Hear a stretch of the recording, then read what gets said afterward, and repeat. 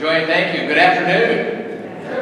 It truly is an honor and privilege to be with you today to talk to you about the extraordinary importance of STEM disciplines. I myself am a scientist, a biologist by training. I spent 27 years with the state of Virginia looking at seafood safety, working in the field of molecular biology, designing different detection methods for a variety of different naturally occurring bacteria, vibrios, a number of different viruses, looking at how to sense different types of RNA, and looking at how do we sequence DNA to use those genetic fingerprints. So believe me, I am a firm believer in the value of STEM, but there's more than just the college application of STEM. I understand how important it is to make sure that STEM becomes part of the total educational experience. And not just when our students get to high school or even when they get to middle school. It has to start there in elementary school. My wife's an elementary school teacher. I hear on a daily basis the things we need to do with our education system to make sure that our students are getting that background in science, to make sure they understand how technology, engineering, and math affect the world and how they can be part of that. Very, very exciting realms. I remember when I was young, my father allowed me to stay up late one night to watch a monumental event in the history of mankind. It was Neil Armstrong stepping foot on the moon, and I still remember that to this day, sitting in front of an old black and white Magnavox television set, watching as Neil Armstrong took a step off of that and step on the lunar module and hit the moon surface. We all wondered what was going to happen. Was he going to disappear? What was the outcome of all this going to be? And it was an amazing time in our nation's history, but also a time that excited a lot of folks my age, younger and older, to pursue careers in science, technology, engineering, and math. And I argue that today we need that same cadre of young folks that are equally as motivated to do the exciting things that will chart this nation's future. And we all know that the areas of entrepreneurship, of innovation, creation, all come from those areas where we encourage students to think in the realm of science, technology, engineering, and math. We're blessed as a nation to lead in those areas, and we'll continue to lead there as long as we place the proper emphasis in those STEM programs. And we have to think beyond just the college degree paths. You know, we look today at where we are as a nation, where the frustrations rest, and I think folks say, you know, why aren't there other pathways for folks in the middle class? Why aren't we having those opportunities for folks to be on a career path instead of being dead-ended in a job and then having to seek a second part-time job in order to make ends meet?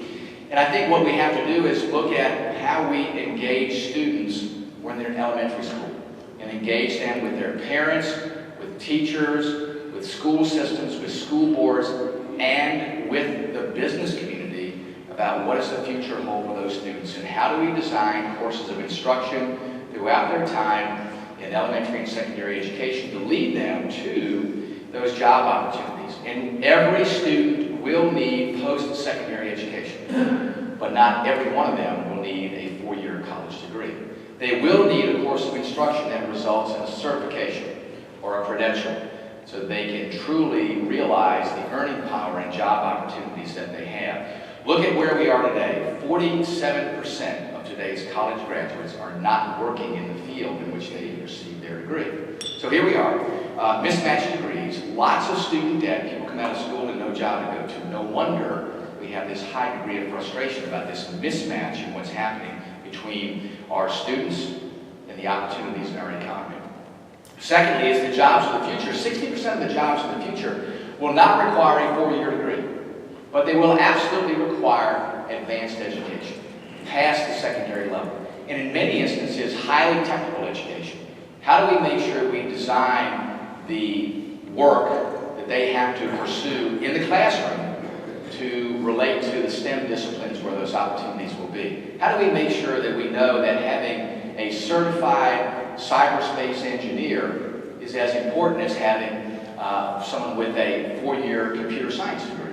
All those areas are things we have to look at to make sure we are matching what's happening in education with the job opportunities that are there, and to have that discussion with businesses to say, not only what are the skills, the knowledge, and abilities you're looking for today, but what are you looking for 5 years, 10 years, 15 years down the road? What do you see as the future to make sure we have an education system that is flexible, that is adaptable, that assures that the students that are coming out are more than just a number on a page indicating what score they achieve on a standardized test.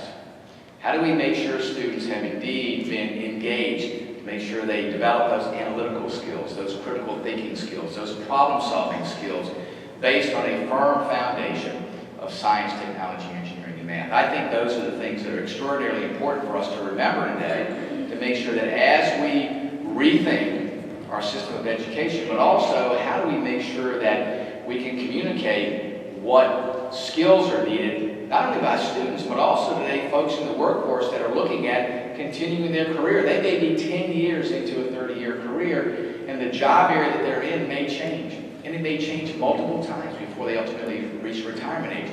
How do we do the same good work in workforce development? How do we make sure that they are a continual lifelong learner? How do we make sure that they develop the skills, the knowledge, and abilities to continue to be competitive in the job market and to stay on that career ladder so that they can achieve their dreams and continue to increase their earning power? That's all that's extraordinarily important part of our economy.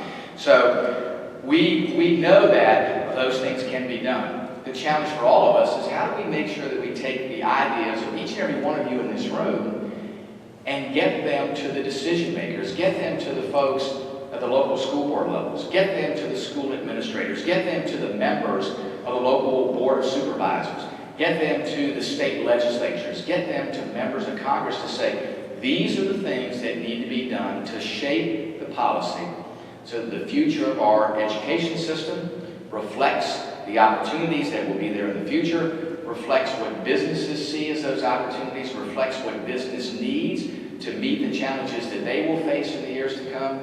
How do we make sure from top to bottom, across those different sectors, we have an understanding and a will and determination to get those things done? I think that that's the challenge for all of us. And folks, I think the glass is half full. I still think that our best days are in front of us. We are still a nation of extraordinarily imaginative and creative people that are always asking questions, always looking for opportunities, always understanding where we can go and what we can do, and never looking at limits, but looking at possibilities and opportunities. That's truly what I think the future holds for us. And with all of you here in this room, with the Center for Excellence in Education, I understand the things that we need to be doing in conjunction with you to look at how do we tailor the educational experience to make sure that indeed we put our students in positions to be successful, and especially to get them to understand the exciting opportunities that are there in science, technology, engineering, and math. And I have the true honor, as you heard earlier, of serving as the chairman of the Board of Visitors at the United States Naval Academy, and the predominance of programs there are in the science, technology, engineering, and math field. In fact, as I walked across the campus here, I came across two young midshipmen from the class of 18, and I asked them how things were going, what their majors were, and the challenges that they faced there at the academy. And then I also asked them what they would be facing during the summertime. And it's amazing the opportunities that they have. But one of the things those midshipmen said was that I will be there, the midshipmen, that they would be there on campus this summertime to greet the high school students that will come there for a STEM education program at the United States Naval Academy. So we see it at every different level, things happening where institutions of higher learning, communities, business elements are coming together saying, let's make sure we show those students the exciting opportunities that are there within that realm. And I think that's the opportunity to have the next generation of scientists, technologists, engineers, and mathematicians that were motivated just as I was when I was a young man watching Neil Armstrong step foot on the moon. So folks, thanks again for all that you do, for what you'll do in the future to make sure that we continue on the path of an extraordinarily successful opportunity for our students to enjoy the exciting realms of science, technology, engineering, and math. Folks, thanks again, and God bless you.